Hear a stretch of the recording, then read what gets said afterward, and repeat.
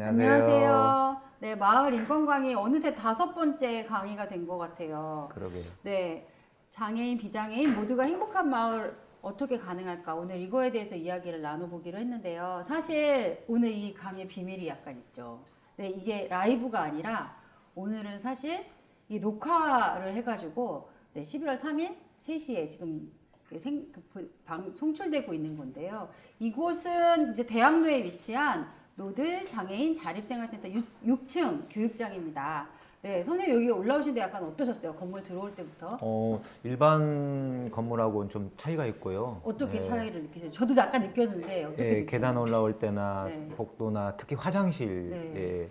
그 장애인 분들을 위해서 편리하게 갖춰놓은 게 이런 것들이 우리 동네에서도 마을에서도 일반 건물에서도 적용이 돼가지고 좀 더 네. 좋은 그 시설이 됐으면 좋을 네. 것 같습니다. 네.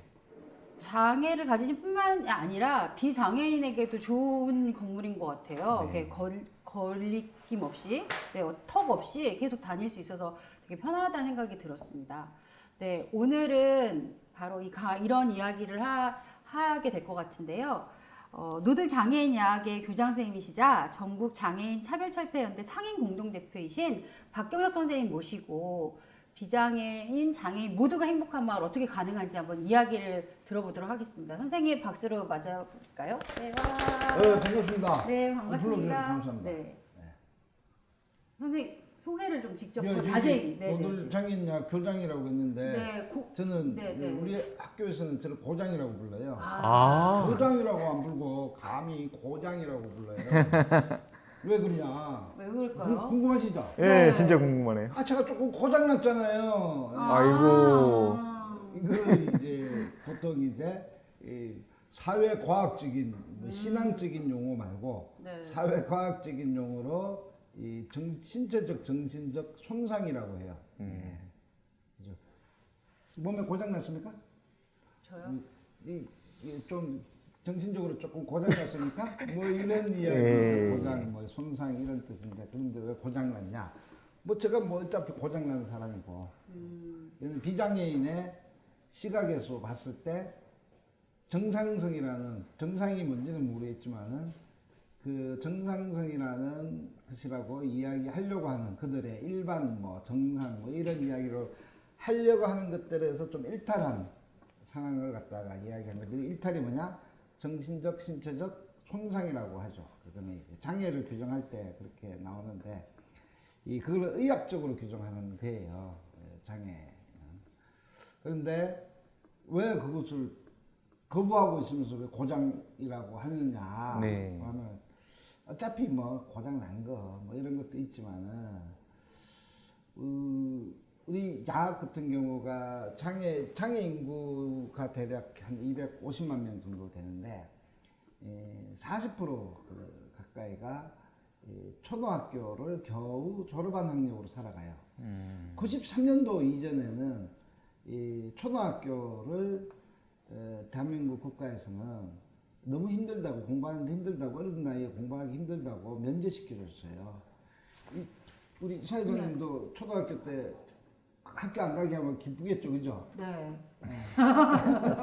공부하기 싫은데 그런데 이 비장애인들은 다 의무교육 시켜놓고 장애인은 또 이제 교육을 안 시켜주면서 마치 면제해주는 방식으로 해서 그 결과 이제 한 40%의 인구가 학교를 가지 못했어요. 그래서 나이가 30, 40, 50, 뭐 여기 60도 있으니까 이제 늦은 나이에 학령기 때 배우지 못했던 이런 교육을 해요. 뭐 1, 2, 3서도 배우고 기억력도 배우고 뭐 초등학교 검정고시 배우고 중학교, 고등학교 좀 잘 나가면 이제 고등학교 검정고시도 합격해서 뭐 대학도 꿈을 꾸기도 하고 뭐 이런 건데 대다수의 우리 학생들은 이 1박1 뭐 기억력을 배우는데 많은 시간들이 이제 요구돼요. 그래서 나이가 들어가지고 이 대학을 간다 치면 대학 나오셨죠? 네. 안 나오셨어요?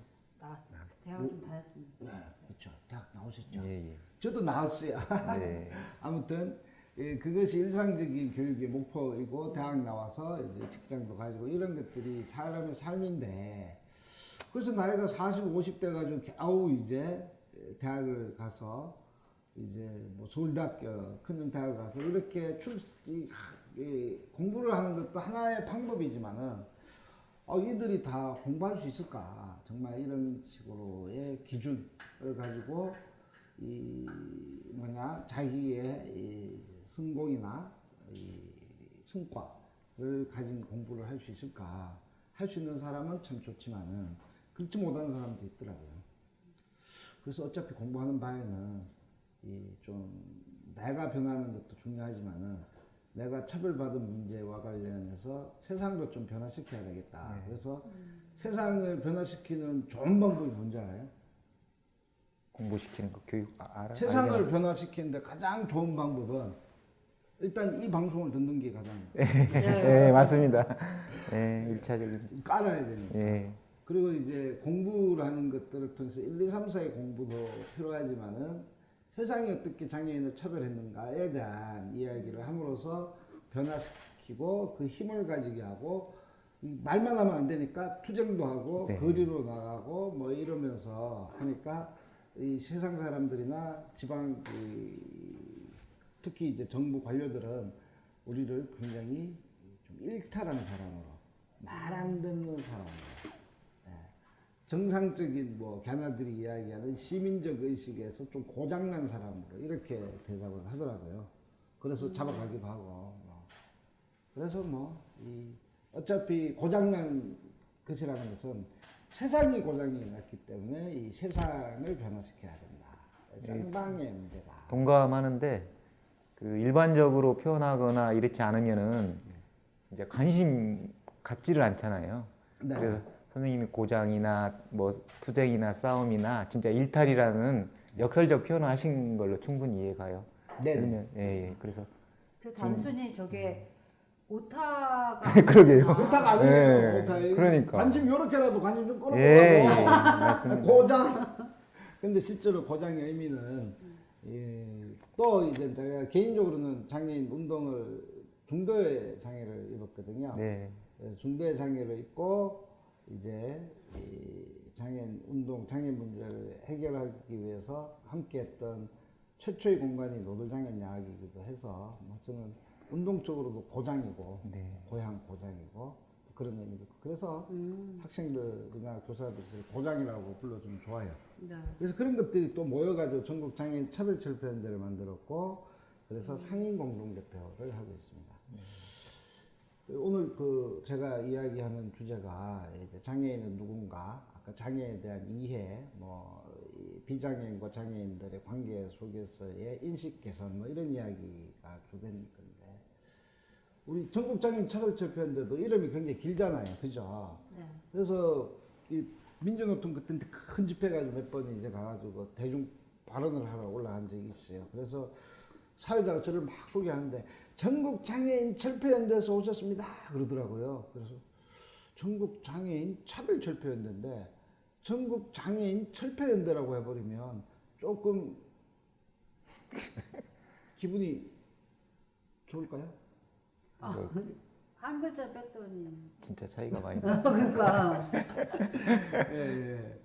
이 여성차별의 문제가 있지 않습니까? 네 지난주에 저희가 여성차별. 여성차별을 해결하기 위해서는 여성을 없애버리는 게 가장 좋죠. 그게 정부가 국가가 좀 잘하는 방식이긴 하던데 뭐가 문제면 그냥 없애버리는 거지. 장애인 차별을 해결하기 위해서는 장애인을 없애버리는 게 좋죠. 실제로 그래요. 왜냐하면 인식 속에서 장애를 가졌다라는 것은 나쁜 것, 병든 것 이렇게 취급하잖아요. 예전에 이시조선시대 가부장 시대에는 남자를 선호하기 때문에 여자를 안 태어나게 하는 것이 때문에 했잖아요. 네. 그런 인식. 그러면 우리는 이 사회 속에서 장애를 태어나는 것을 원하는 사람이 있을까? 라고 하면 그렇지 않잖아요. 그래서 요새는 발달한 게 태아 검사 이런 거 해가지고 딱 있으면 낙태시켜버리잖아요. 그래서 장애를 가진 것이 확인되는 것은 낙태에 시키더라고 불법이 아니에요. 그래서 낙태 자체가 불법이냐 합법이냐 문제는 이거는 여성의 문제여서 요새 낙태죄 하는 거는 사법적으로 그것을 왜 개인의 선택과 존엄을 왜 사법적으로 처벌을 하려고 하는 이 문제 때문에 낙태죄 폐지하고 이렇게 이야기하고 있잖아요. 여성이. 근데 그런 것들이 일어나기도 전에 이 장애를 가진 것들이 태아에서 되면 낙태를 해버려요. 그러면 그것이 사법적으로는 불법이냐 아니면 합법이었던 거예요. 그렇듯이 장애라는 것을 어떻게 바라보느냐에 대한 문제인데 바로 그 문제에서 치료, 예방, 아예 장애를 안 발생하도록 하는 거 이게 목표잖아요. 목표. 그리고 국가의 목표였고 장애를 안다고 생각하는 사람들의 목표예요. 장애 예방합시다. 장애 예방. 여성 예방합시다. 여성 참여를 위해서 여성의 태어나는 것을 예방합시다. 남자 여러분 이렇게 했다가 맞아 죽잖아요. 비장애인들은 지금 그러고 있어요. 장애 문제를 바라볼 때. 굉장히 비장애인 중심으로 장애 문제를 바라보기 때문에 이제 치료의 문제로 보는 거죠. 딱 치료의 문제. 그리고 보호. 그래서 골치 아픈 사람들은 배제, 격리 시켜놓고 그것을 마치 사람이네 그러면서 장애인 거주시설에다 대규모 걷어놓고 집단적으로 또 걷어놓고 코호트 코로나가 발생하니까 코호트 격리시켜버리고 이런 방식의 문제를 바라보는 현재의 상황에서 장애를 어떻게 보시겠습니까? 라는 이야기를 굉장히 오래 했다 그죠? 그래서 장애인 차별 철폐를 해야지 장애인 철폐하지 맙시다 뭐 이런 이야기입니다. 질문이 있는데 네 질문. 누드 장애인이야 고장은 어떤 의미가 있는 단어였는데 전국 장애인 차별 천련되는 오타인가요? 어떤 의미가 있는 단어인가요? 오타 찾았습니다. 감사합니다. 제가 이 고장하고 이렇게 놓고 진짜 오타를 집어넣었어요. 저는 못 봤어요. 장애인 차별 철폐연대예요. 패자가 빠졌습니다. 그러니까요. 이야 재밌다. 철연대 철의 강군, 철의 용사가 아니라 장애인 운동의 철의 군사들, 전사들 뭐 이게 아니고 패자가 빠져버렸네요. 네, 철폐연대 장애인 네, 차별 철폐. 잘 찾아주셔서 감사합니다. 네. 네. 제가 약간 처음에 약간 빠뜨렸는데 이게 지금 녹화 방송이긴 하지만 이 방송이 라이브로 중계될 때는 댓글로 강의 중간중간 질문이나 의견 주시면 박경석 교장 선생님께서 그 시간 내 보시고 직접 답변을 달아주시기로 하셨어요. 네. 그러니까 강의 중간중간 질문이나 꼭 보고 달게요. 네네네. 강의 중간에 의견이나 질문 있으시면 댓글로 매번 하시듯이 오늘은 질문을 안 할 수 없을 것 같아요. 그렇죠? 네. 혹시 저희에게 질문 사항이, 포인트 주시려고 일부러 이렇게 네. 넣으신 거 아닐까요? 네. 아주 패자가 빠졌네요. 고칠게요. 그리고 사실 양천에는 시민사회 장애인 단체가 굉장히 많이 같이 활동을 하고 있는데요. 좀 이 활동이 같이 많아지면 많아질수록 활동가들 사이에서도 장애인권에 대한 감수성이 더 많아야겠다는 필요를 더 많이 점점 느끼게 되는 그렇죠. 것 같아요. 바람직한 방향이죠. 아, 네. 종로에는 별로 없어요. 양천 이런 곳에서는 마을 운동이 많이 활발하게 일어나죠, 그죠? 그렇지 않나요? 네, 점점 그렇게 되고 있는 것 같습니다. 이미 많이 하고 있는 것 같은데. 네. 마을 운동이라는 것은 결국 뭐냐 같이 사는 거잖아요. 네. 함께 사는 거고. 그리고 삶의 현장에서 이루어지는 관계를 형성하는 거잖아요. 마을 운동이라는 건. 제도를 만드는 것도 중요하고 중앙정부에서 내려꽂듯이 오는 또 제도도 중요하지만 그 변화도 굉장히 중요하지만 그 변화가 이 사람의 삶 속에서 피속처럼 피에 흐르는 것처럼 녹아나려면 마을 운동이 가장 중요하고 그러면 장애인이 같이 살아야 된다라는 거는 그전에는 보이지 않았는데 제도 때문에 제도가 없어서 예산이 없어서 아니면 같이 살 수 있는 공간이 없어서 보이지 않았는데 이제 여기 조금 변하다 보니까 이제 억지로든 싫든 좋든 이제 장애인들이 많이 나오기 시작하는 네, 것이고 네, 맞습니다. 나오다 보니까 아까 올라갔던 화장실도 크고 이야 이런 화장실 왜 이렇게 커 여기 한 3개만 나누면 그죠 비장애인은 한 3개를 쓸 수 있는데 이건 낭비 아니야 뭐 이렇게 하는 사람도 있을 거고 그죠 특히 공공기관에 뭐 이런 것들이 보이기 시작하고 보이는 존재가 많이 많아지니까 이제 마을 운동과 같은 이런 이 관계를 제대로 만들어가는 이런 것들이 필요하죠. 그걸 뭐 인식 개선이라고도 하기도 하는데 저는 개인적으로는 인식 개선은 별로 선호하지는 않아요. 맨날 인식 개선한다고 인식 개선 하나도 안 되더라고. 그래서 인식 개선을 하는 거는 말뿐만 아니라 행동도 필요하다. 네. 이런. 네, 동의합니다. 그쵸? 네, 네. 네, 고맙습니다.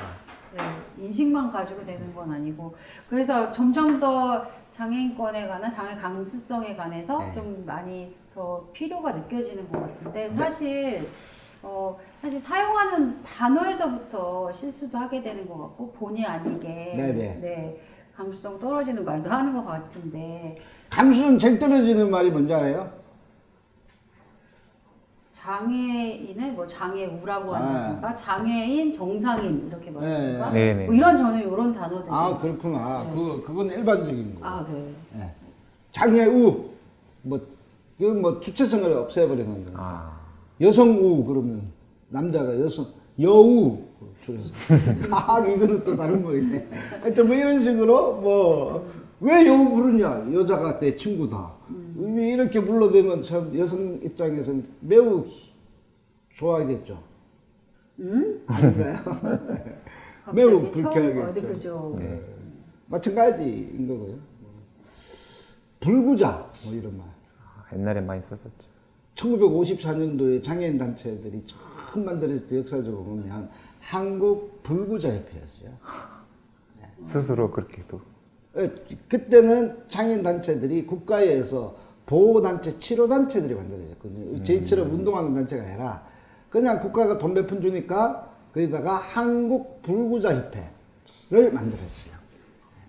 뭐 이런 용어들. 조금 더 잘 나가면 이제 병신. 뭐 이런 거. 야, 병신 새끼야. 뭐 술 먹으면서 많이 이야기 하잖아. 그죠? 네. 뭐 이런 이야기. 그거는 뭐 일상적으로 일어나는 언어들인데 최근에 이제 높으신 분들이 이야기한 게 많아요. 이해찬. 국회에서 특히 국회에서 많이 하는데 이해찬 당대표, 전 당대표, 황교안 두 전 당대표 대표적으로 이상한 발언을 하셔서 예. 그래서 인권이 진정당하고 네. 최근에 이해찬 대표는 마지막에 인권위원회에서 하신 말씀이 장애인 비하 발언이라 판정받아서 이제 인권 교육을 본인도 받고 당도 해라라는 공고가 떨어졌어요. 네. 근데 그거 하고 난데 그 다음날 퇴임하시더라고요. 그것 때문에 퇴임했는지는 모르겠지만은 하여튼 뭐 대표적인 정치인들이 주로 이런 이야기를 많이 하죠. 네. 벙어리 뭐 이런 말들. 또 국회 뭐 전륜발이 정책이다. 네. 깜깜이 요새 깜깜이 네, 방역이다. 깜깜이라는 용어도 많이 용어들이 그렇게 대한민국 가만 보니까 한국에서의 용어들이 이 언어라는 것들이 약한 사람들의 어떤 신체적, 정신적 어떤 특징들을 뽑아서 네. 그걸 욕으로 만들더라고요. 보니까 저도 비장애 때 몰랐는데 뭐 다 그렇더라고요. 그게 이제 욕이 되고 그 사람을 비하하는 언어가 돼버리고 그 사람들의 존재를 결정하는 이런 이야기가 그렇죠. 네. 그래서 마을에서 장애인, 비장애인 모두가 장애인 활동가, 비장애인 활동가 모두가 행복한 마을이 되게 하려면 어떤 감수성들이 필요하고 구체적으로 그거를 실천하면서 그러니까 인식만 있는 게 아니라 이걸 실천하면서 살려면 어떤 것들이 필요한지 오늘 이 이야기를 참 듣고 싶습니다. 아 예. 이 이야기 할까요? 예. 뭐 일단 장애에 대한 정확한 인식, 그 객관적인 인식들이 좀 필요할 것 같아요. 그래서 여기 장애를 아십니까? 라고 했는데, 야, 몇 명일까요? 아까 250만. 예. 아니, 예. 맞습니다. 250만 명 장애인 누굴까요? 그렇죠. 그러면 장애인이 누군가를 알기 위해서는 장애가 뭔지를 규정해 줘야 돼요. 여성은 누굴까요? 남성이 아닌 사람? 예. 그렇지만은 여성이라는 것들을 규정하는 객관적인 게 있잖아요. XX, XY 뭐 이런 거 염색체. 예, 구분되는 생물학적인. 거 있잖아요. 예. 태어나면서 네. 주민등록번호는 1번과 2번으로 네, 나눠지고 그죠? 뭐 이런 것들이 있듯이 장애도 뭔가를 규정하고 있어요. 어디서? 법률에서 규정하고 있어요. 장애는 뭐냐? 네. 장애인복지법에 규정하고 있어요. 장애는 무엇이다. 그리고 그 장애를 가진 사람이 장애인이다. 그럼 장애가 규정이 돼야 됩니다. 이 장애는 누가 규정할까? 라고 하면 지금까지 의사들이 다 규정을 했어요. 의학적인 측면들이 매우 강합니다. 예. 그래서 이렇게 규정이 된다. 그래서 장애가 규정한 것들이 장애, 누군가가 장애를 규정했고, 이거는 규정한 거는 보건복지부 장애인 시행령, 보건복지부 장애인복지법 시행령 수행규칙에 다 나와 있어요. 거의 책자 수준으로. 그래서 거기서 급수를 나눕니다. 1급, 2급, 3급, 4급, 5급, 6급. 그 급수를 나누어진 것이 바로 장애를 규정하는 거고, 그 장애가 바로 가진 사람의 장애인이고, 우리나라는 등록을 해요. 등록을 합니다. 등록제. 등록을 하니까 장애 인구가 딱 나오는 겁니다. 그게 250만이에요. 저는 이 장애는 만들어진다라고 저는 생각해요. 이게 왜 들어왔지? 이거 누군지 아세요? 선생님. 저예요. 저 눈매나. 파란색 옷을. 예. 아, 코나 코가- 눈매나. 예. 눈은 더 잘못- 커지신 것 같은데. 그때는 이게 토암산 꼭대기예요. 와. 비장애인. 여기 보면 여기 글씨인데요. 자랑은 아니지만 제가 해병대를 나왔어요. 해병대 수색대를 나왔어요. 그래서 수색대를 제대하고 여기서 토암산에서 행글라이딩을 타는 거예요. 네, 와. 그 당시. 저는 83년도 8월 9일에 주일날 엄마가 교회 가라 그랬는데 교회 안 가고 헌금 가지고 삥땅 가지고 교통비로 이용했어요. 아마 국가가 줬으면 이거는 공금 유용이에요. 이 가족 관계에서는 뭐 전혀 뭐 그래서 경주 토암산에서 대학생 행글라이딩 대회 하다 쭉 난다고 날기 바로 전이에요. 마지막 제가 이 걸었을 때 24살 때입니다. 저 머리가 하얗지만 할아버지는 아니에요. 아직 대한민국 공식적인 할아버지는 아닙니다. 네. 24살 때 다친 사진이에요. 네. 그래서 저는 엄마 말 안 들어서 장애를 해봤습니다. 장애를 입는 이유는 매우 다양해요. 250만 명. 저는 저처럼 엄마 말 안 들어서 사람도 있고, 교통사고도 있고, 뭐 약물로도 하고, 뭐 태어나기 전에 이제 태아에서부터 있기도 하고, 늙어서 뭐 하기도 하고, 뭐 매우 많은 다양한 이유. 요새는 이제 이 젊은 친구들의 레포츠가 발달해가지고 그쪽도 뭐 교통사고 이런 것들이 많아요. 네. 예, 장애. 그리고 250만 명 장애인 중에 이 50대 이상이 거의 반수 이상이에요. 제가 24살 때 입었는데, 장애를 입었는데, 24살 때, 이때 20대 때 장애를 입는 율이, 전체 장애를 가지는 율. 그죠? 태어날 때 장애를 가지고 있는 율. 태어나자마자 장애를 가지는 율. 20대, 10대, 20대 이렇게 따지면, 20대는 장애를 가지는 율이 5%도 안 돼요. 전체 장애. 매우 작다는 거예요. 거의 다 나이 들어서 장애를 합쳐서. 이게 우리가 알고 있는 이제 보통 250만 명 중에 50대 밑에 선천적 장애는 매우 이제 어릴 적 장애 매우 적은 숫자라는 숫자 장애. 이들은 평생의 장애를 안고 살아가는 거고.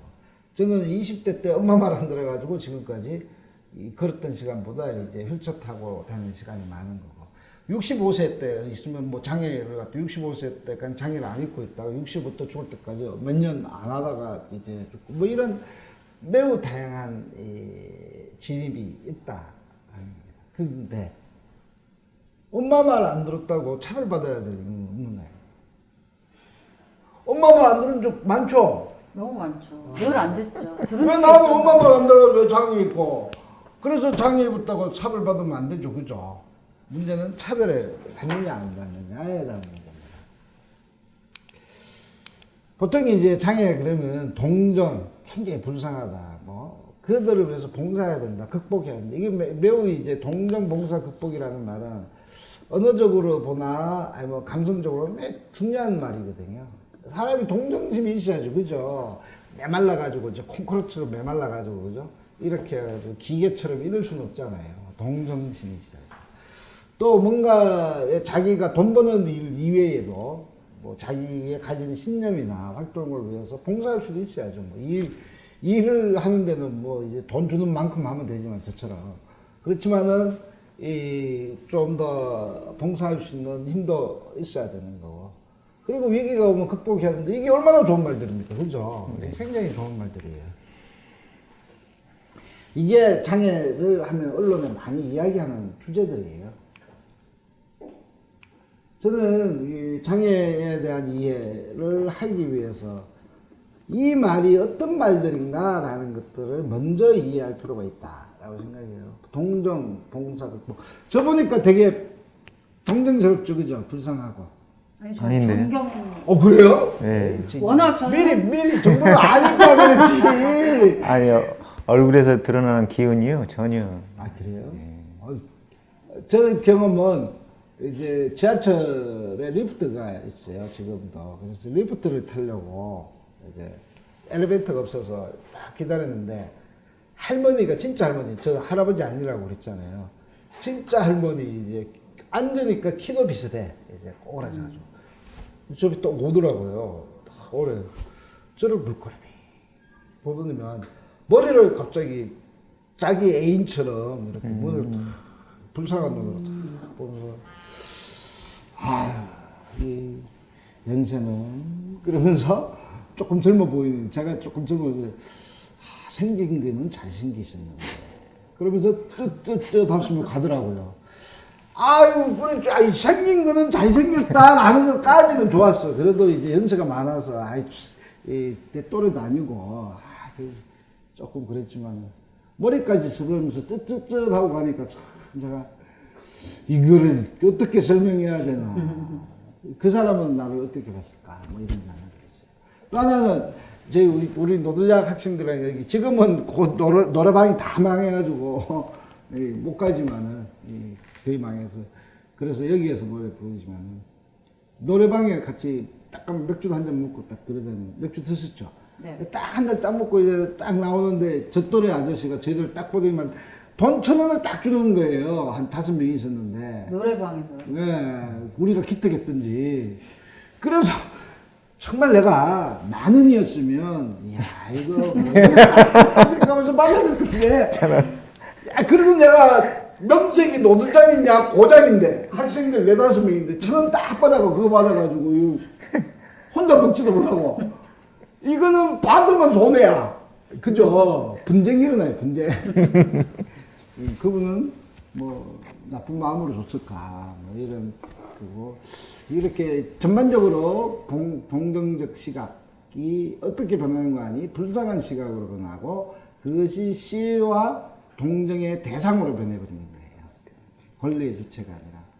그래서 그런 사람들한테 봉사하라라고 하고 그리고 네가 알아서 네가 엄마 말 안 돼가지고 장애 입었기 때 네가 알아서 극복해 그러면 야 그래서 네가 열심히 인식 개선해가지고 정신 극복해가지고 재활 의지해가지고 직업 치료도 잘 받고 여러 가지 치료를 잘 받아서 비장애인처럼 이렇게 열심히 살아 이렇게 이야기하면 머리가 도는 거죠 뭐. 이것이 인식 개선의 장애인과 비장애인의 관계 속에서 바라봐야 될 가장 중요한 원칙이지 않는가 싶습니다. 이게 왜 발생하느냐 우리 사회가 가치, 기준, 속도, 그 효율 이것이 만능화되어 있는 것 속에서 느린 사람들, 손상받은 사람들, 고장난 사람들에 대한 태도이죠. 그래서 이들이 돈을 몇 명이 삼성과 같은 이 재벌 애들이 돈을 막 벌어가지고 몇십만 명, 몇백만 명 먹이 살리는 이걸 중요하게 생각하고 그래서 이건희는 그렇게 갔죠. 이건희가 갔나 이병철이 갔나 이건희가 갔군요. 네. 자기가 이 잘못한 건 하다고 이 업적으로 남는 이런 사회 속에서 정말 이 장애인들의 존재 자체가 보여지는가에 대한 문제라고 저는 생각합니다. 등급제 폐지 좀 이따 이야기할까요? 질문 있으세요? 저는 약간 저 아까 보여줬던 단어 3가지 있잖아요. 네.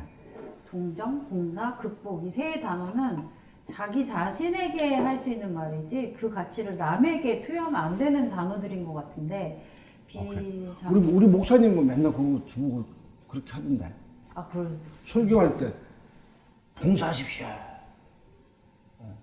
시련에 오면 극복하십시오. 그러던데. 어떻게? 근데 이런 단어들이 비장애인이 장애인에게 했을 때 이게 타자화하면서 그거를 그 가치를 강요할 수는 없는 단어들이라는 생각이 전 좀 들었어요. 네, 맞죠. 그게 저는 기본적인 거라고 해서 이게 관계 속에서 기본인데 저는 뭐 봉사 열심히 하십시오. 뭐 동정심을 가지십시오. 뭐 이거는 뭐 아주 이제 세밀한 관계 속에서 딱 규정할 수 있는 문제는 아닌 것 같아요. 내가 누구를 만나는가.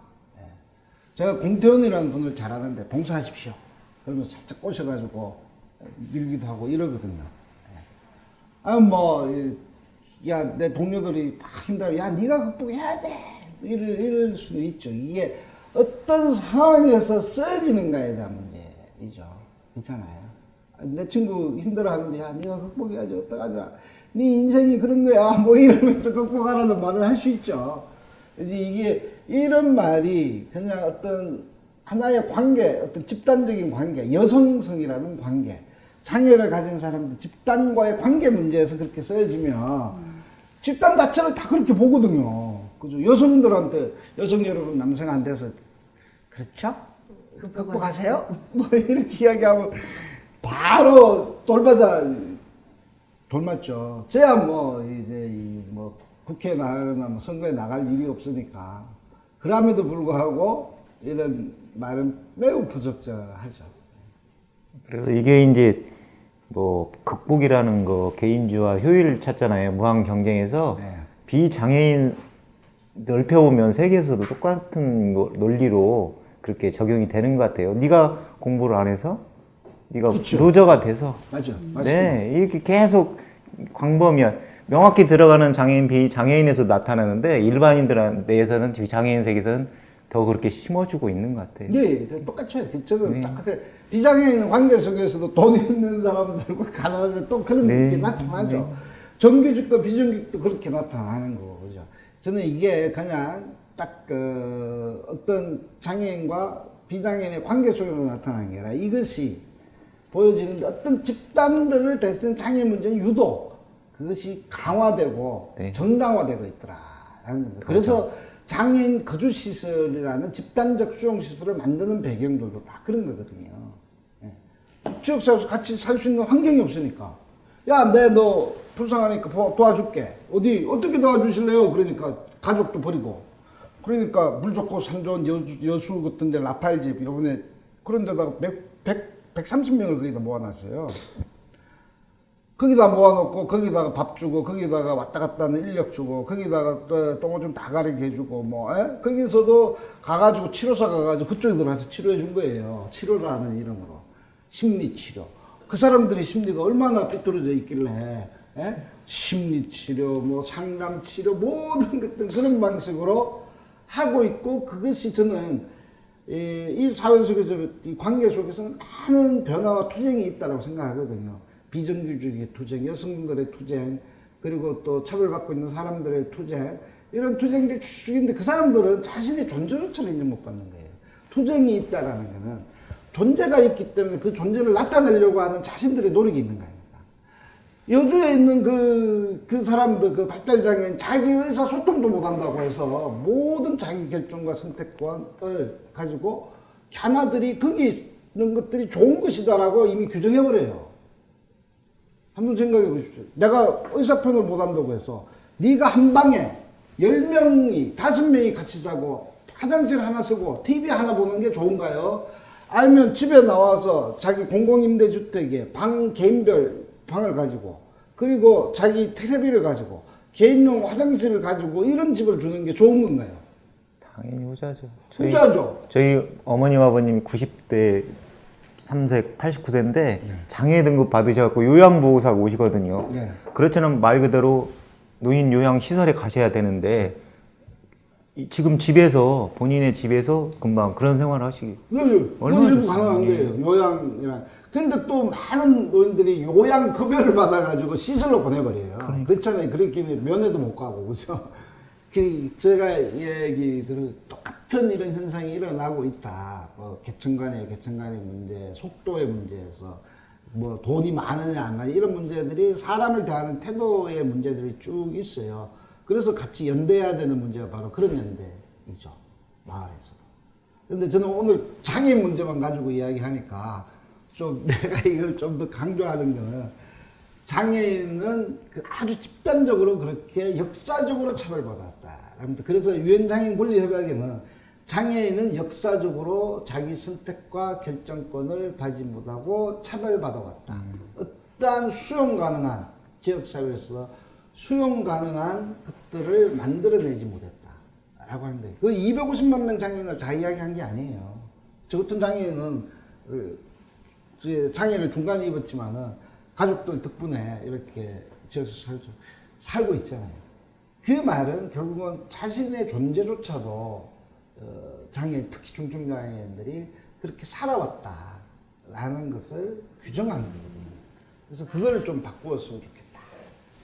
그래서 문득 질문이 막 드는데 그러면 인류가 생겼을 때부터 장애와 비장애를 구분짓고 이렇게 격리하고 이랬을까라는 생각이 갑자기. 아니, 인류가 태어났을 때는 옛날에는 그냥 장애 입으면 다 죽여버렸죠. 존재조차가 없었어요. 그렇지 않습니까? 이제 의료적인 발달 문제가 있고요. 만약에 제가 조선시대 때 이렇게 다쳤으면 그냥 죽었어요. 그렇잖아요. 아니, 구석기대 시대 때 제가 저 같은 사람이 사냥하다가 척추가 딱 해가지고 마비됐으면 그냥 필요 없습니다. 죽었죠. 뭐. 사망, 생존 자체가 불가능한데 장애라는 것들이 자본주의 사회의 발전 속에서 들어오면서 생존율이 높아졌잖아요. 네. 그죠? 생존율이 높아져요. 예전에는 폐기시켜버렸죠. 그냥 폐기시키거나 아니면 그냥 죽게 내버리거나 이렇게 했죠. 근데 요새는 이제 의학적 기술과 저 같은 사람이 살아남았죠. 왜 괜히 살아남아서 골치 아프게 만들었지만 세상에. 그죠? 그냥 즐거움으로, 농담으로. 그렇지만은, 장애라는 영역이 자본주의의 발달, 의료적 발달, 산업화 되어지면서 들어오는 것들면서 이제 생기는 문제점이 장애 문제에 대한 자본주의 사회에서 문제라고 봐요. 예전에는 그냥 공동체성이 더 많았잖아요. 네. 아무리 뭐 신분적 관계가 있다 그래도 공동체성, 사회가 마을 사회가 그 취약한 뭐 사람들을 지원하고 함께 먹고 뭐 이런 것들이 많았기 때문에 그것이 잘 부각이 안 됐죠.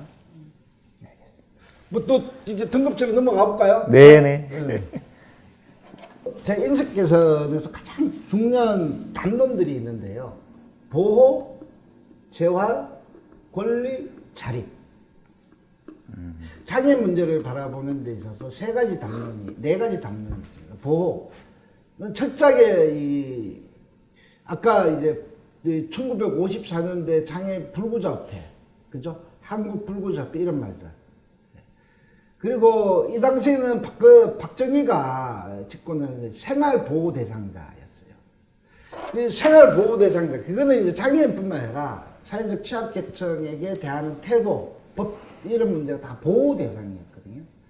보호한다고 그러면서 가둬버리죠. 형제복지원 이런 거 있잖아요. 아주 자기 정치적 그것도 다 이런 것들 보호 감금 중심이었죠. 그게 1960년도에 장애인을 특히 대하는 태도, 사회적 제도, 태도가 제도로 발전한 거예요. 생활보호 대상자 뭐 이런 게 가장. 근데 이 생활보호 대상자는 1980년도에 2000년대 넘어오면서 국민기초생활보장법, 보호라는 말이 보장으로 바뀌는 거죠. 2000년대 김대중 때, 그죠? 그거 수급권이라고 하거든요. 생계개발 권리로 준다라는 거거든요. 이런 변화가 있었습니다. 그런데 한국적으로 보면 보호, 그 다음에 재활이라는 말인데, 이 재활은 철저하게 의사들이, 전문가들이 장애인을 보는 시각이에요. 비장애인. 그래서 이거를 우리는 이제 비장애인 전문가 시각이다라고 해요. 야, 재활할 수 있는 사람이 있을 수 있죠. 치료돼가지고 좋아질 수 있는데, 대한민국에서 장애인복지법에 장애를 규정한 거는 더 이상 치료되지 않는 상태를 장애로 규정한 거예요. 치료의 영역은 의학적 영역이고, 대한민국의 장애를 규정하는 것은 신체적, 정신적 손상이 장기간 고착되어 있는 상태를 이 장애라고 이야기한 거거든요. 장기간은 말이 장기간이지 이건 죽을 때까지예요. 제가 24살 때 이제 장애를 입고 우리 기독교 집안이라서 우리 어머니가 막 매일매일 저를 기도해 줬어요. 제가 다치고 났는데 기도빨이 굉장히 많이 올랐어요. 왜냐면 뭐라도 잡아야 될 거 아니에요. 그죠? 하나님, 아이고, 제가 일요일날 못 가가지고 죄송합니다. 그럼 하나님의 너그러운 용서해 주십시오. 이러면서 그때부터 신앙심이 바짝 올랐어요. 그래서 한 1개월만 하면 기도 열심히 하면 전 그럴 줄 알았거든요. 그래서 우리 어머니도 또 막 해주니까, 야, 갑자기 회개하고, 성경에 보면 잠언서 이런 거 있어요. 뭐 이런 거 잠언서 어려울 때 읽는 이 성경 그 구절만 이제 밤새 울면서 이제 딱 했는데, 근데 그때는 제가 다쳤을 때는 의료 보장이 6개월밖에 안 됐어요. 의료 보호가 6개월에는 무조건 퇴원해야 돼. 그래서 6개월 다 돼가는데 걷지가 않는 거예요. 그래서 의사 선생님한테 가가지고 선생님, 제가 이 하나님께서도 기도해 보고 형빨이 좀 많아졌는데 언제쯤 걷겠습니까? 라고 퇴원하기 전에 의사 선생님이 물으니까 저한테 진짜 이야기해 줄까? 그러고 하더라고요. 그러면 이때까지 뻥쳤나? 그래가지고 그러면 어떻게 됩니까? 라고 했더니 너는 죽을 때까지 못 걷는다. 이렇게 절망해서 죽을까봐 죽을 때까지 못 걷는다. 그렇지만은 현대적 의학으로는 의학이 발달하면 그럴 수 있다라는 이런 또 살짝의 이 뻥카를 알려주시고, 그래서 죽을 때까지 못 걷는구나라는 것들을 받아들인 거거든요. 저는 개인적으로는.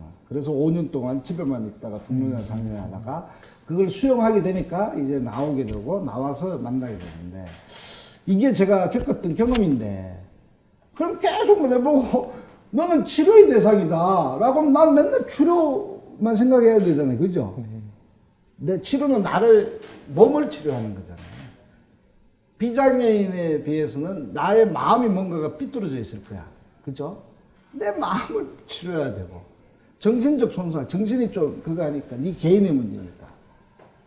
이 정신적 손상을 갖고 있는 사회적 변화, 환경을 보진 않고 이렇게 보니까 철저하게 개인적 시각으로 보고 있는 게 재활이라는 용어예요. 이게 굉장히 많아요. 이렇게 차라리 야, 이 병신 새끼야 이렇게 이야기하면 내가 왜 병신이야 와우 이렇게 싸울 수 있는데, 아유 치료하십시오 뭐 이렇게 이야기하면 이게 더 고통스러울 때가 많아요. 야, 나 치료 다 했는데 뭐 이렇게. 이게 이제 마을에서의, 그래서 혐오라는 말이 있거든요. 혐오, 비하. 근데 혐오라는 말은 예를 들어서 성소수자들에게는 혐오는 아주 대놓고 하잖아요. 그죠? 대놓고 하는 거 봤어요? 성소수자 차별금지법 이거 대놓고 하는 거거든요.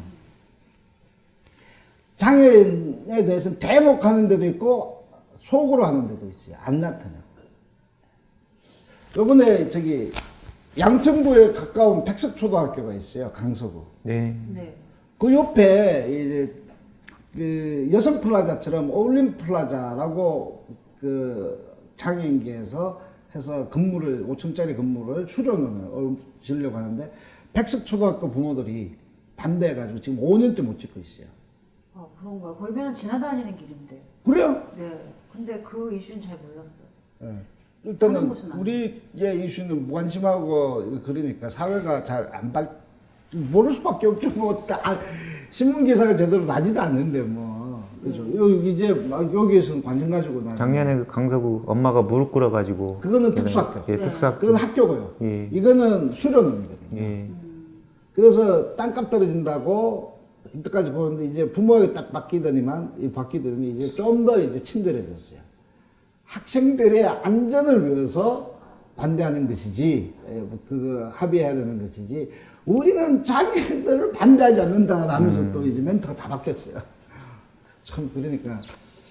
그러면서 이제 반대하는 이런 문제, 바로 재활이라는 개인의 문제를 바라보는 것들은 차이. 권리라는 1980년도에 유엔 장애인 권리 선언이 있어요. 80년대. 우리나라는 1980년도에 누가 있었죠? 전두환이가 있었죠. 그래서 1981년도에 처음으로 심신장애자 복지법이 장애인과 관련된 법이 대한민국에서 처음으로 장애를 규정하고 장애인을 규정한 법이 처음 만들어졌어요. 그 전에 특수교육법이 있었는데 그거는 장애를 특별하게 규정한 건 아니에요. 그렇지만 장애인과 관련된 법에서 1981년도에 처음으로 이제 이 심신장애자 복지법이 전두환에서 만들어집니다. 이야, 그럼 전두환이가 좋은 사람이냐? 우리한테 그렇지 않아요. 그 영향력이 왜 그런 거 아니? 1980년도, 81년도에 유엔에서 장애인 권리 선언을 했거든요. 그 영향 때문에 어이구 이게 뭔데? 라고 했더니 같이 가면 뭐 장관이 보좌관 정도 되겠죠. 뭐 그래서 아유 이거 알아봐 그랬더니 일본에 뭐 어느 법이 있대. 그 법 그냥 그대로 뺏겨가지고 만든 법이 1900년대 때 심신장애자 복지법인데 그게 대한민국의 최초의 법률이에요. 장애인과 관련된.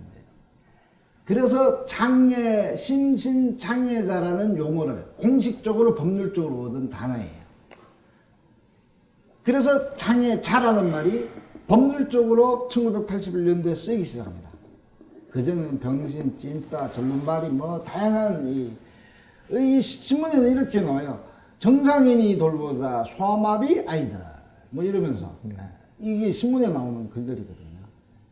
그런데 법적으로는 장애자라는 말이 처음으로 81년도에 만들어지고 1990년도에 89년도에 심신장애자 복지법이 장애인 복지법으로 바뀌면서 장애인이라는 용어가 그때 이제 만들어진 겁니다. 장애인. 근데 어느 단체가 또 장애우라고 써가지고 장애우가 한참 유행했죠. 네, 뭐 그거는 뭐 별도의 문제인데. 아무튼 바로 이때 1980년도에 그 권리라는 말을 이제 쓰기 시작했어요. 보호 재활이라는 말을 떠나서 권리라는 말을 1980년대 썼지만은 대한민국은 굉장히 엄혹했다. 심신장애자 복지법. 그래서 심신장애자 복지법을 우리는 이렇게 불러요. 홍길동법이라고 불러요. 장애인들은. 왜? 왜 그럴까요? 홍길동 말이 뭐죠?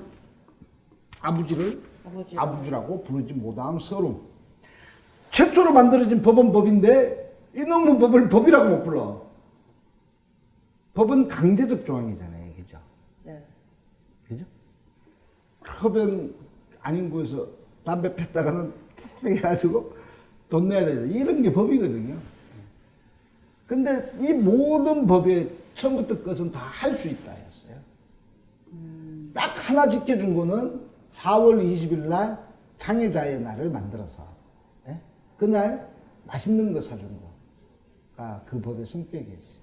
왜 또 4월 20일 날은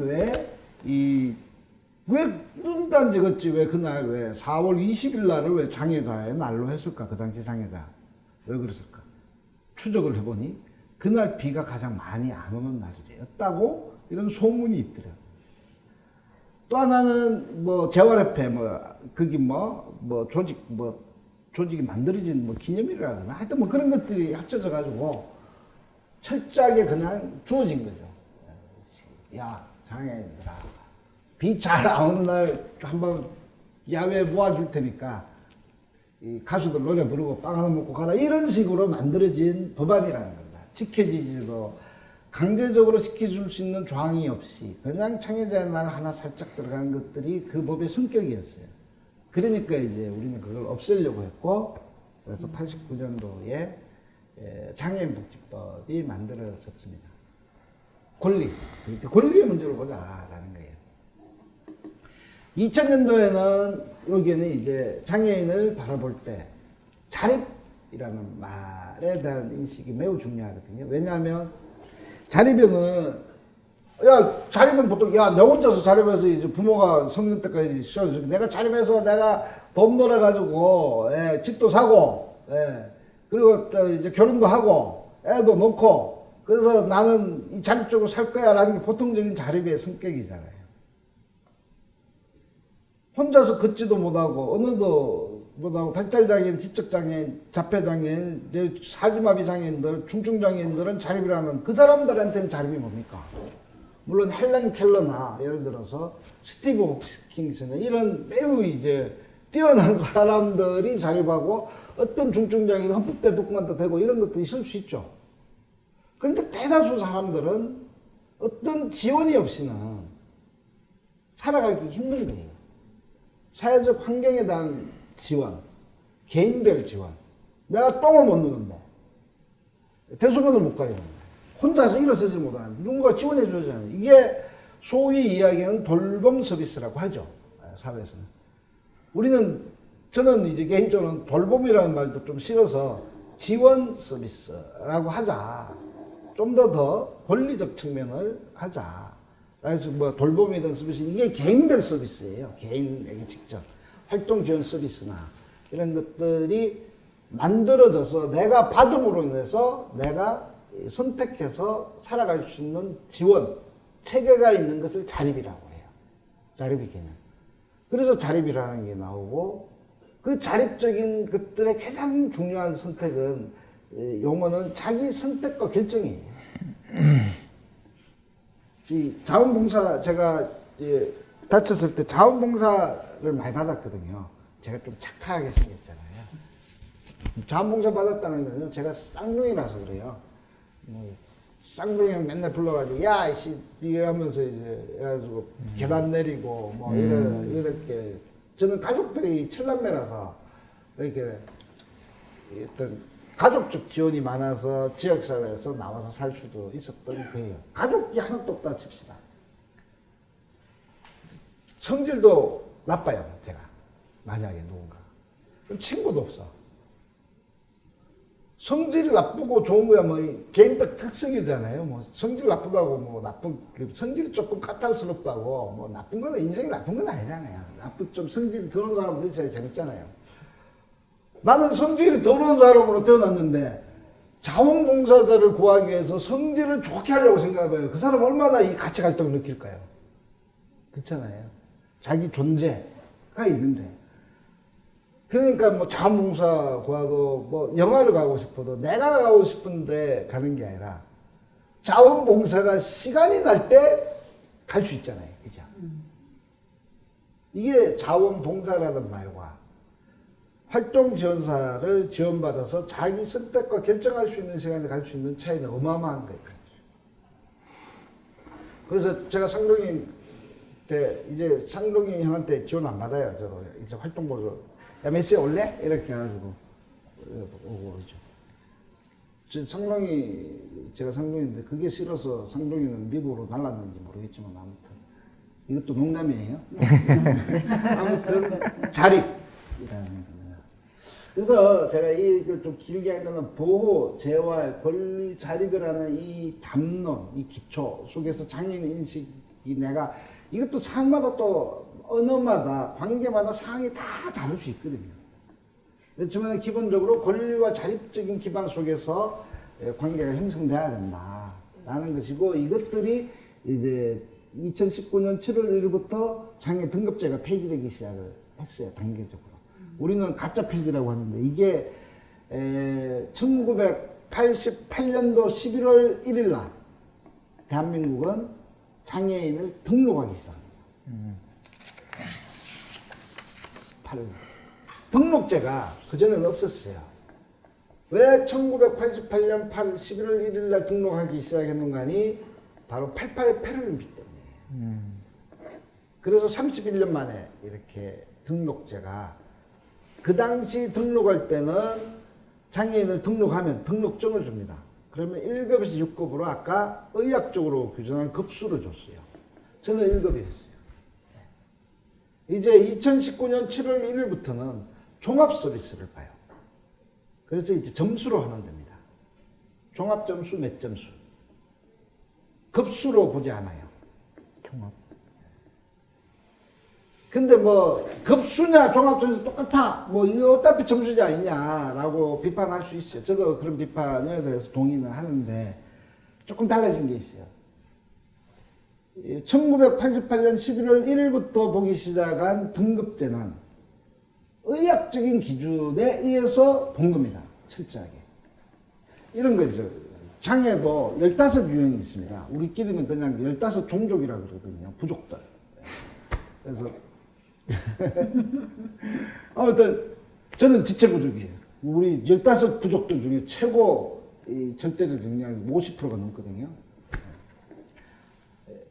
지체부족들 중에 유형 중에 이 몸이 잘리는 걸 절단장애라고 해요. 저는 척수를 다쳤기 때문에 척수 손상이라고 해요. 손가락 요거 잘리면 장애인일까요? 아닐까요? 아니에요. 요거 2개 잘리면 장애인일까요? 아닐까요? 아니에요. 네, 아니. 3개 정도 잘려줘야지 장애인이에요. 그런 거 나눠야 아니, 장애인복지법에 급수 기준이 그렇다는 거예요. 제가 뭐 설명을 하는 거지. 네네네. 뭐 왜 저한테 그 법이 좀 어이없다 이런 약간. 그걸 의학적으로 본 겁니다. 이게 절단장애에 대한 예예요. 시각 이 의료적 기준이 하도 많이 요새는 내 안 보입니다 이러면 안 통해. 이미 의학 기술이 많이 발전했기 때문에 하여튼 뭐 이렇게 하고 이게 6급이면 6급 들어옵니다. 장애 종족 부여족에 들어오는 거죠. 뭐 이 정도 잘리면 한 2급, 목 잘리면 1급 이렇게 되는 거예요. 아, 목 잘리면 1급이 아니라 사망이잖아. 하여튼 뭐 이게 의학 이게 급수 체계인데, 근데 이 급수 체계에서 이제 의학적 기준은 참조만 하겠다. 요 때나 예? 참조. 중경으로만 참조만 하고. 왜 참조해야 되냐? 이때부터 1988년도부터 발전한 우리나라의 장애복지 서비스가 있어요. 가장 중요한 건 무료 감면 서비스거든요. 제가 만약에 KTX를 타고 가면 동반자까지 KTX 요금의 50%만 내요. 이게 1급, 2급, 3급까지 적용되거든요. 4급, 5급, 6급은 30% 감면해줘요. 이게 대한민국에서 장애복지를 발전시킬 때 최초에 전두환 때부터 이렇게 했을 때 있는 예산을 투여해서 하기보다 있는 기반 시설을 이용하게 함으로써 무료 감면이 먼저 발전했기 때문에 이게 굉장히 오랜 역사가 있어요. 그래서 무료 감면을 한꺼번에 다 없애지 못하니까 6등급을 중경으로 나눠버린 거예요. 보통 중경 나누면 다 포괄하거든요. 그리고 난 뒤에 6등급을 없애고 들어온 게 바로 장애 등급제 폐지의 종합 서비스 점수제입니다. 이거는 의학적으로는 보진 않아요. 어떻게 보는 거 아니? 너 혼자서 물 먹을 수 있니? 혼자서 똥 쌀 수 있니? 자꾸 똥 이야기하는 것도. 혼자서 소변 낼 수 있니? 배변, 그걸 배변 처리라고 하죠. 혼자서 일어설 수 있니? 뭐 이런 어떤 기능을 물어봐요. 손가락 몇 개 잘렸니? 이렇게 물어보는 게 아니고 그걸 기능 점수라고 합니다. 이제 그런 게 변화가 조금 있죠. 우리는 그 또한 의학적인 큰 범주에서 벗어나지 않았다라고 비판을 하고 있지만은 그래도 달라졌다 라는 것이 장애 등급제 폐지 이유인데, 저희는 이것을 이후에 좀 더 권리를 강화, 사회적 관계를 강화하고 권리를 강화하는 측면으로 가야 되는데, 그게 제일 필요한 게 뭔지 알아요? 바로 인식 개선인 거예요. 되게 어렵죠. 이 말 지금 되게 어렵죠. 그죠? 쏙쏙 들으시나요? 근데 들으면 들을수록 굉장히 이 사회가 그 사실 보호와 재활까지는 굉장히 그 장애 당사자의 언어가 아니라 장애 당사자를 대상하는 언어였던 것 같고 그렇죠. 권리와 자립을 넘으면서 비로소 이게 뭔가 당사자의 언어로 좀 왔다고 생각이 드는데도 네. 제도는 거기에 따라가지 못하고 계속 평가 스스로 뭔가 그걸 증명하게 하고 그래서 그 어떤 말씀하셨던 대로 기존 시스템 안에 들어오게 하기 위해서 등급을 자꾸 만드는 거지 한 명 한 명의 권리를 보장하는 방식은 아니다라는 느낌이 자꾸 드는 것 같아요. 저 강의를 잘했네요. 네, 좀 들어보겠습니다. 네. 고맙습니다. 이게 바로 이제 보호, 재활, 아까 이 대상화시키고 권리 자립이라는 게 장애인의 주체성, 당사자성을 강화하는 건데, 근데 법적으로 보면 많이 또 권리나 자립이라는 말이 많이 다 들어가 있어요. 근데 보호나 재활이라는 용어들도 관습들도 그대로 있어요, 정책이. 이제 그러면 이런 거예요. 저는 인식 개선이라는 것이 어떤 제도, 법적 용어를 변화시키고 그 정책 개선을 따내는 것도 매우 중요하고 매우 필요한 일이지만 그런 기반을 만들어 놓았는데 이 마을에서 이런 것들을 관계를 제대로 풀지 않으면 이것도 또 꽝이다. 이게 같이 상호작용할 수 있는 것이 필요하지 않는가 라고 생각을 해요. 저도 오늘 뭐 보호, 재활, 권리 이렇게 뭐 연대적으로 발전되어 온 어떤 그런 부분이 있지만 뭐 인식 차원에서는 솔직히 생소하고 처음 듣는 그런 부분이 있거든요. 예. 그래서 오늘 이제 이 교육이 의미가 있고 이제 이후에 이제 활동에 있어 마을 활동에 있어서 실천할 수 있는 부분에 어떤 기본적 토대가 되는 것 같아서 너무 좋습니다. 예. 그래서 인식 개선의 가장 중요한 기준은 보호 재활이 아니라 권리 자립으로 가야 한다. 네. 이게 혼돈대가 있는 사회다. 아주 라는 것이 예. 오늘의 핵심적인 포인트입니다. 또 뭐 있나 봅시다. 와, 저 PPT 잘 만들었죠. 네. 애니메이션 효과가 좋은 것 같습니다. 이거 처음에는 많이 넣었는데, 그죠? 나중에 이거 많이 넣으면 이거 초급이 이렇게 많이 넣는데. 장애인 차별금지법이라는 게 있어요. 제2조. 장애와 장애인. 이게 차별금지법 지금 만들려고 하잖아요. 그거에 예전에 원래 노무현 정부 때 차별금지법을 만들려고 했는데 좀 저항이 심해서 못 만들었거든요. 그때는 이제 이렇게 차별금지법을 만드는데 굳이 장애인 차별금지법이 필요하냐? 라는 논쟁이 또 사회 속에 있어요. 국가나 또 장애인계에도 같이 있었어요. 아닙니다. 차별금지법은 차별금지법이고 장애인 차별금지법은 장애인 차별금지법이 독립적으로 따로 만들어야 됩니다. 라고 했던 논쟁 속에서 차별금지법은 우리 때문에 못 만든 건 아니고 그거는 이미 이 사회적으로 못 이명박 정권으로 넘어가는 이 시기에서 못 만들게 됐고 장차법은 그때 국가인권을 막 점거하고 죽어도 만들어야 되겠다 그러면서 막 점거해가지고 만들어진 법이에요. 그때 그 법이 이제 노무현 정권 때 거의 임기 말 때 이런 일들이 있었는데 거기 보면 바로 장애라 하면 신체적 정신적 손상 장기간 죽을 때까지 치료가 불가능한 상태를 이야기하고 그걸 가진 사람이 장애인이다 라고 이렇게 규정을 했습니다. 이렇게 15유형이 있어요. 이제 우리 아까 부족 그랬잖아요. 15부족들이 있어요. 크게는 신체적 정신적 손상으로 나뉘어지죠. 신체적도 외부와 내부가 납니다. 지체, 내병변, 시각, 청각, 언어, 안면. 외부. 내부. 정신장애는 지적 자폐. 요 두 유형을 합쳐서 발달장애라고 부르고 정신장애는 별도로 이렇게 해서 15유형이 옹기종기 모여서 부족처럼 이렇게 살고 있는데 장애 등급제가 폐지되고 난 뒤에 우리 부족으로 들어오려고 하는 사람들이 또 막 늘어나기 시작해요. 장애 유형을 넓혀라 라는 요구가 장애 등급제 폐지에 따라서 일어나기 시작을 합니다. 이미 이거는 어떤 제가 틱 장애라고 하던데 이게 저기 안 들어와 있거든요. 이거 헌법 소원에서 이겼어요. 그래서 복지부는 머리통이 짜게지기 시작하는 거예요. 보건복지부 장애인정책국에서 이 정책을 주관하는데 아니 이걸 갖다가 얼마나 넓혀야 돼 이렇게 고민하는 거예요. 이야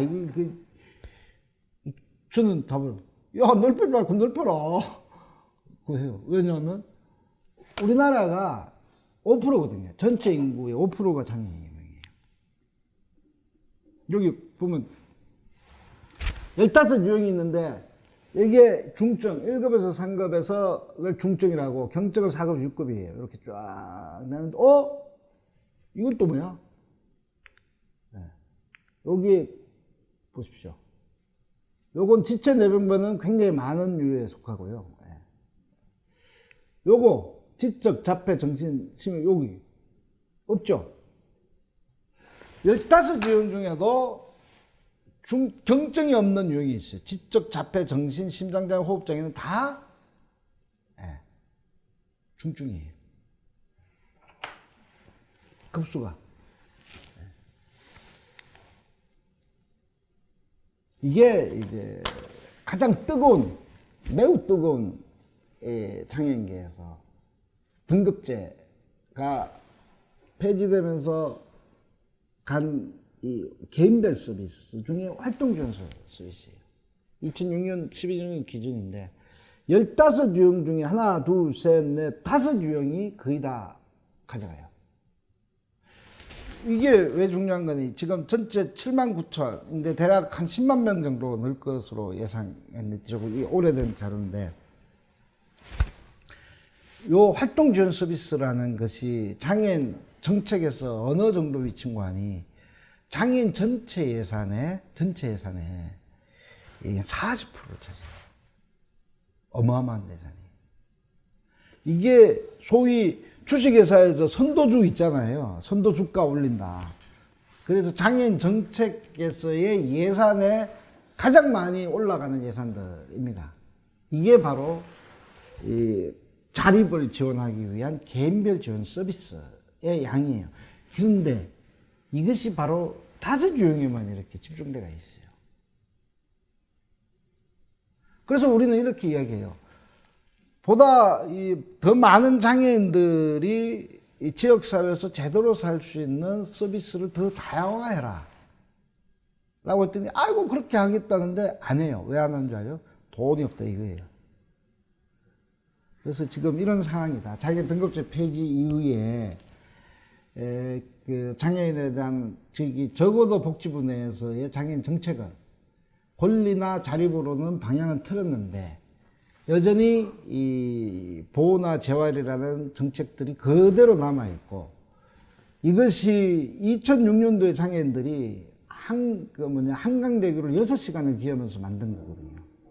그때는 10억밖에 없었어요. 10억. 그때 2006년도 지금으로부터 14년 전에는 장애인들이 살 수 있는 그게 없었던 거예요. 그때 10억, 이거 10억도 안 주려고 그래가지고 한강대교를 6시간을 기어서 만든 예산이 지금은 이만큼 는 겁니다. 이게 가장 큰 변화입니다. 한국에서의 장애인, 이거 보십시오. 여기 아까 더 늘려라. 한국은 5.4%예요. OECD 평균 18.8%입니다. 장애인 출연율. 이유는 25%예요. 이유는 장애를 어떻게 해요? 우리나라는 전혀 다르게 해요. 6개월간, 네 죽을 때까지 장애 안 고쳐지는 거를 장애라고 보지 않고 6개월만 손상을 입어도 너는 장애인이야. 라고 규정해 줬어요. 그래서 25%나 됩니다. 그래서 가다가 갑자기 이제 교통사고 다리를 삐었어요. 뼈가 골절을 했어요. 그래서 통깁시 이따만큼 하고 있어요. 한국에서는 장애인일까요? 아닐까요? 아닌 것 같아요. 그냥 아니에요. 치료받는 환자인 거. 환자죠. 치료의 대상이죠. 환자지만은 뼈 부러진 거는 환자도 아니에요. 그냥 놔놓고 그냥 놔두는 거 아닙니까? 그 의사가 한번 해주고 그 다음에 6개월 동안 기다리는 거죠. 병원 가면 이제 찌가지고 섞고 따해주고 뭐 소독약 조금 발라주는 게 끝이잖아요. 근데 그 사람이 이동하는데 지원이 필요할까요? 안 필요할까요? 그렇죠. 필요해요. 그럼 서울에 있는 특별교통수단이 있어요. 특별교통수단. 그걸 이용하면 좋을까요? 안 좋을까요? 좋죠. 맞죠? 그런 거예요. 그런 개념이 가능하다는 겁니다. 근데 한국은 안 해요. 왜? 돈 때문에. 그리고 좁은 돈 내에서 어떤 이 장애 유형별의 특성을 고려한 서비스를 준 게 아니라 그냥 니 100원 줄게 너희들끼리 요구가지고 지지고 뽑고 싸우든 뭐 너희들끼리 뭐 하면서 이런 방식으로 다루고 있는 거예요. 그러니까 이제 장애인계는 그 장애 인구의 포괄적으로 늘어나가는 거, 유럽처럼 이런 것처럼 장애와 비장애인의 경계성들을 유동적으로 바꾸고 6개월이라는 건 유동적인 거예요. 그죠? 그 사람이 필요한 서비스가 있으면 정부가 주면 되는 문제인데 일단 등록부터 해. 등록하려면 문턱이 이만큼 높아. 야, 죽을 때까지 안 고쳐져야 돼. 예? 이런 걸 만들어 놓고 등록하니까 이렇게 등록에 통과한 사람이 5.4%라는 거예요. 유럽은 25%이거든요. 이것이 주로 이제 교통약자를 보면 지하철의 엘리베이터는 장애인 휠체어 탄 장애인만 사용해야 되나요? 아니죠. 아니에요. 노인들, 이야, 요새는 노인들이 너무 많아가지고 제가 앞에 가도 안 비켜줘. 그거는 이거는 관계 아이고, 이런 문제지. 그래서 우리 사회는 장애인이 가고 이러면 노인들한테 자리를 비켜줍시다. 엘리베이터 먼저 타게 합시다. 요것만 강조해. 예, 먼저. 장애인 먼저 운동은 다 그런 운동이에요. 고용 먼저 시켜주고, 예? 이런 것들을 먼저 운동은 아니야. 사회 변화를 먼저 합시다. 이런 게 아니에요. 그래서 이게 이제 장애를 바라보는 가장 큰 기준들입니다. 방향입니다. 선생님 말씀 계속 듣다 보니까 사실 장애인, 비장애인이란 말도 약간 좀 이상하다는 생각이 들었어요. 그냥 사람을 규정하지 말고 네. 어떤 행위에 대한 어려움이 있는지 교통약자처럼 보이는데 어려움이 있다든가 행위에 대한 어려움을 정의하고 그 정의를 지원하는 방식이면 굳이 장애인, 비장애인으로 나눠서 등급을 자기의 장애를 드러내라, 그다음에 등급으로 이렇게 소명해라 이럴 필요도 없어지는 거 아닌가라는 생각이 좀 들었어요. 그렇죠. 그렇게 되면 저도 개인적으로는 좋은데 그렇다고 우리나라가 천국에서는 살 수 없잖아요, 지금. 너무 천국을 꿈꾸는 쓰는 거고. 그런 것 같습니다. 여기. 그런 생각이 되면 좋다는 건 다 동의하는 것 같으니까. 네. 가는 과정에서 남녀가 평등한데 굳이 남녀는 가는 필요 있냐 이런 말도 가능하잖아요. 근데 이거는 조금 이제 철학의 풀어가는 과정의 차이는 있습니다.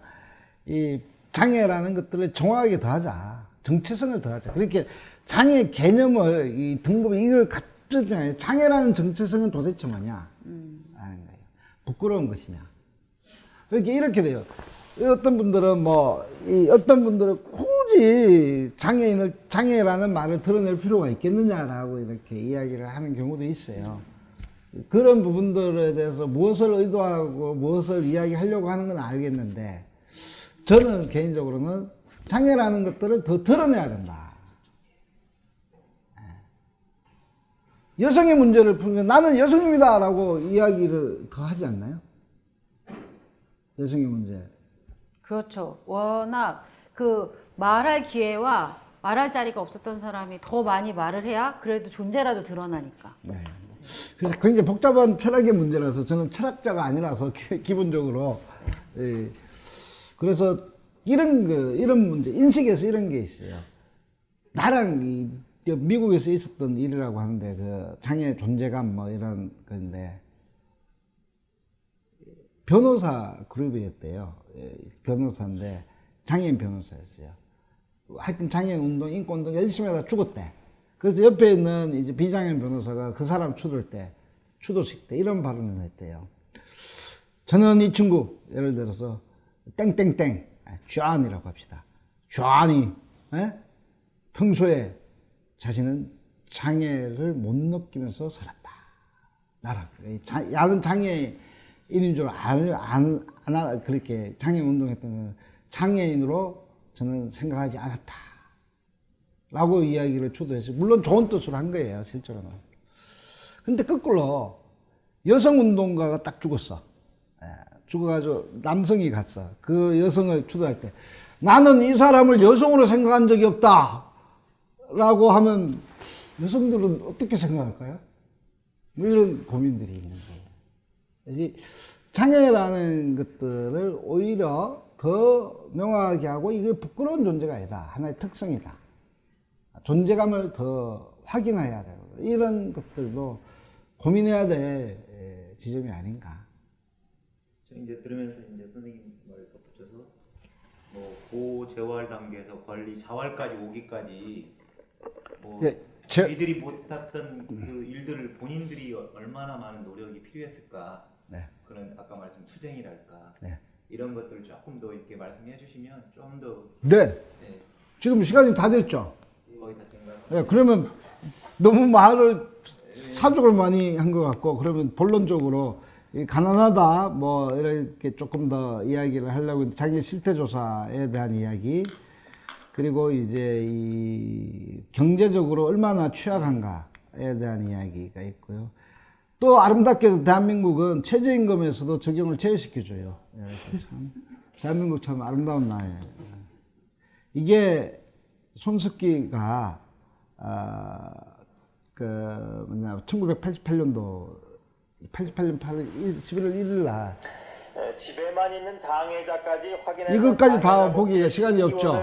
나중에 자료로 하면서 제가 정부가 한번 지난달부터 올릴게요. 이게 장애자 88년도에 장애인 등록할 때 이분이 장애인 등록 그 방송하던 뉴스예요. 드러내고 있습니다. 우원길 기자입니다. 희귀한 예. 장애자 올림픽이 끝나면서 지난달부터 시작된 장애자 이거 등록 넘어갈게요. 네. 그래서 이렇게 바뀐 겁니다. 1989년도에 17만 명이 이렇게 쭉 하면서 20여 번. 요게 이제 변화예요. 저는 요때 등록했어요. 83년도에 다쳤고 88년도에 나와서 서울장애인복지관을 갔고 가니까 등록하라 그래서 요때 17만 1000명 중에 들어가요. 그렇게 내 뒤로 등록한 사람은 저기 지금 줄 서면 부산까지 줄 설 거예요 아마. 자, 이거는 뭐 조금 뭐 이야기 시간이 맑아서 발가락 2개 있는 장애인인데요. 발가락 2개 있는 장애인. 장애인일까요, 아닐까요? 라고 물어본 거거든요. 서아프리카 부족이 다 발가락 2개래요. 그럼 발가락 5개 있는 사람이고 하면 장애인이잖아요. 그죠? 비만은 장애인일까요? 미국에서는 장애인이에요. 의사소통이 안 사람은 장애인일까요? 스웨덴에서는 장애인이에요. 장애를 바라보는. 알아요?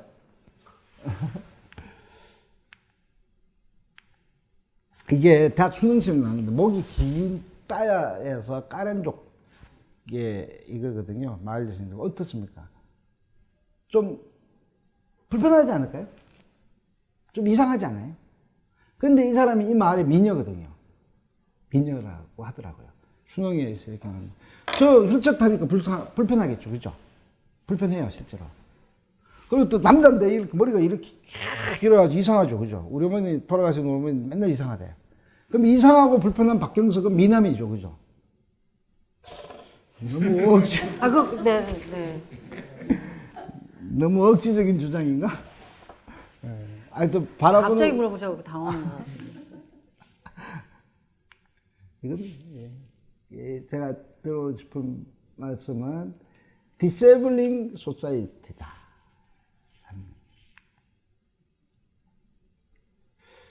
할 수 없게 된, 할 수 없게 만드는 사회다. 이걸 바꾸자. 할 거예요. 뭐 요거는 뭐 이 흑인이 피부가 크기 때문에 노예가 되는 것이 아니라 흑인이 노예가 되는 건 어떤 사회적 차별과 억압이 있기 때문에 된 거예요. 제가 아까 우리나라에서 손상은 특정한 관계에서만 정의되는데 법에서는 손상이 장애라고 했지 않습니까? 아까 법에. 그게 아닙니다. 사회적 차별과 억압 때문에 장애가 된 것입니다. 장애인을 치료하지 마십시오. 사회적 차별을 없애십시오. 이게 이제 아까 흑인이 노예가 되는데 이 공식에서 갖고 온 겁니다. 한국인과 미국인은 소통 잘하죠. 저도 hello, how are you? 이제 영어로 한번 해봅시다. 같이 따라해 보세요. hello, how are you? I'm fine, thank you. 예, I'm glad to meet you. 그건 잘 모르겠어요. Me too. 아, me too. 예, 빠이빠이. 그거밖에 안 되니까 빨리 해야죠. 이거를 수화로 한번 해본다면 얼마나 많은 사람들이 할 수 있을까요? 아마 뭐 좀 그래도 활동가들은 요 정도는 이제 배우기 시작하던데, 과연 이제 이 수어라는 언어를 학교사에서 제도적으로 우리가 인정하고 있느냐? 그냥 학교장의 마음에 따른 그냥 뭐 선물로 생각하지 어떤 제도적으로 편입시키질 않고 있거든요. 이런 차이. 있습니다. 뭐 아까 운동이 있어 이런 운동들이 있어요. 2001년도에 모든 지하철 역사에서 엘리베이터를 설치해 주십시오. 이제 저거죠 이제. 저 왼쪽 사진 선생님이신 것 같아요. 이거 저예요 이제. 지하철에 리프트에서 장애인 떨어져 죽어가지고 엘리베이터 설치하러 가지고 지하철로로 내려가지고 점거를 해버렸어요. 네. 잘했죠. 2000년도. 이렇게 하니까 지금 2020년도에는 서울에는 4개 역사만 놔두고 모두 다 지하철 역사에 엘리베이터를 일동선으로 하기로 했어요. 지금은 91%가 설치되어 있습니다. 23개 역사가 남았는데 23개 역사 중에 19군데는 이제 방법을 찾아서 추진 중에 있어요. 설계. 4개는 죽어도 못하겠다고 얼마 전에 7월달인가 왔었어요. 정말 죽어도 못하겠습니다. 이거 너무 어렵습니다. 그래서 그러면 차라리 죽으십시오. 라고 했어요. 그래서 방법을 가져오겠다고 또 가가지고 머리 싸매고 있어요. 방법이 뭔지 아십니까? 돈이도. 왜냐하면 이 지하철을 엘리베이터를 타고 올라와야 되는데 띡 올라오니까 이제 국유지가 아니라 이게 아니라 사유지야. 사유지니까 그 자본주의 사회지 그 저기 몇백억 내놔라 이렇게 눈이 티 나가지고 이거 몇백억이야 됩니까? 뭐 이러면서 딴 데로 한번 찾다가 뭐 이런 게예요. 다 요런 거. 그건 뭐 어떡합니까? 죽으라고 그래야 되나요? 그만하자고 그래야 되나요?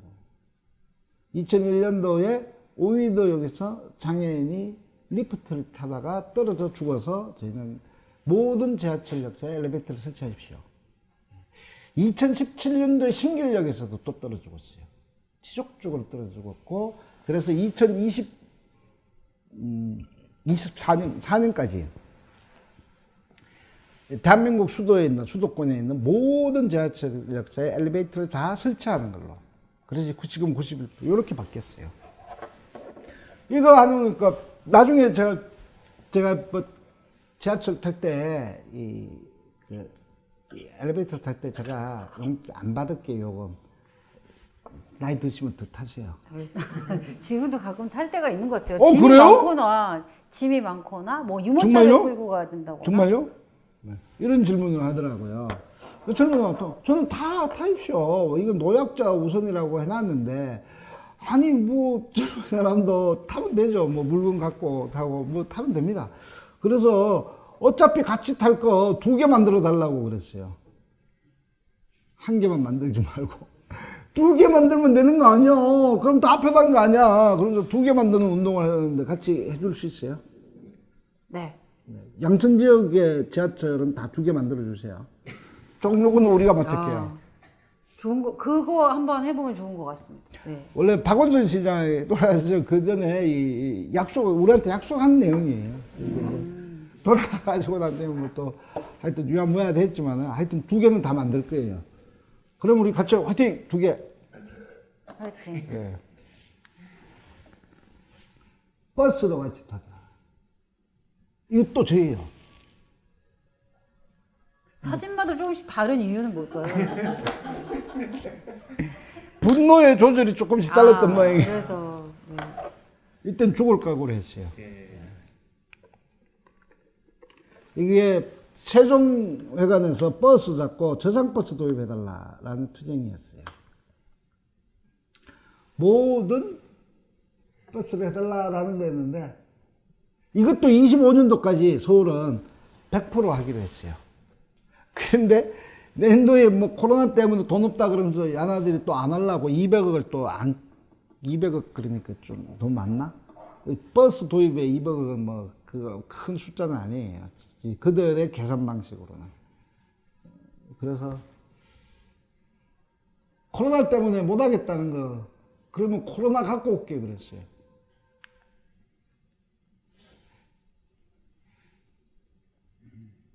이게 2000년도 초반에. 이거는 영상이 시간 없고 저희가 저상버스 도입을 하도 안 하길래 2001년도 초에 이 공익 변호사를 꼬셔서 재판 비용은 별로 없으니까 인지대만 드릴 테니까 좀 어떻게 좀 안 되겠습니까 해가지고 소송을 했는데 그게 뭔가 하니 장애인을 위한 저상버스를 도입해야 될 국가의 구체적 의무가 헌법으로부터 도출합니까? 헌법으로 도출하는 거 아닙니까? 라고 우리 대법관한테 물은 거예요. 헌법적 규정이 있는 겁니다. 헌법 제34조인가에 모든 국민은 법 앞에 평등하다. 누구든지 때때때 해서 차별받지 아니한다. 이런 게 있어요. 헌법적 조항. 이게 평등권이라고 하더라고요. 오, 그래요? 누구든지 나도 국민이고 누구든지 차별받지 않으니까 비장애인 여러분들은 버스를 타고 가시고 나는 버스를 못 타는데 이거 차별입니까? 아닙니까? 이렇게 물어봤더니 차별이래. 그래? 그러면 이거 차별이니까 물어보자. 그래가지고 변호사 꼬셔가지고 했는데 졌어요. 졌다고요? 예, 여기 2001년도였는데 2002년도 12월 18일 날 이렇게 각하시켰는데 그 이유가 뭐냐? 장애인을 위하여 저상버스를 도입해야 한다는 구체적 내용의 의무가 헌법으로부터 나오는 게 아니래요. 어디서? 그걸 내가 물어보는 건데요. 이게 이동권이라는 단어가 2003년도에 만들어졌어요. 대한민국 사회가 그렇다는 겁니다. 저희가 장애인 이동권 확보를 위해서 100만인 서명운동합니다 라면서 지하철에서 서명운동 많이 했거든요. 그거 결론적으로 뭐 해가지고 매주 토요일만 해가지고 한 3년 만에 한 50만 장 했어요. 우리 쪽에서는 진짜 많이 하는 건데. 하여튼 뭐 그렇게 했는데 서명하는데 지나가는 꼬마애가 저한테 와가지고 아저씨 이름이 이동건이세요? 그러더라고요.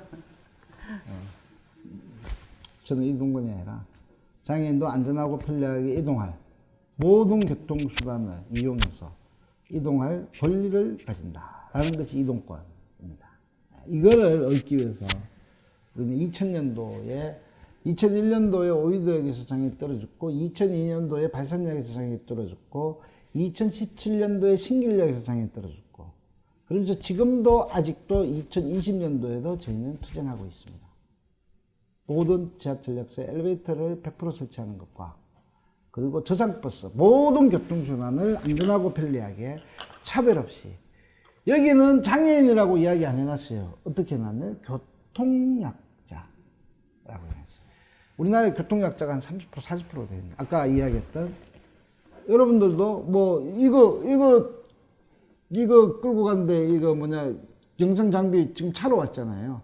만약에 짐에다 넣고 가면 지하철로 가면 끙끙 메고 올라가진 않잖아요. 엘리베이터 태워서 가잖아요. 그죠?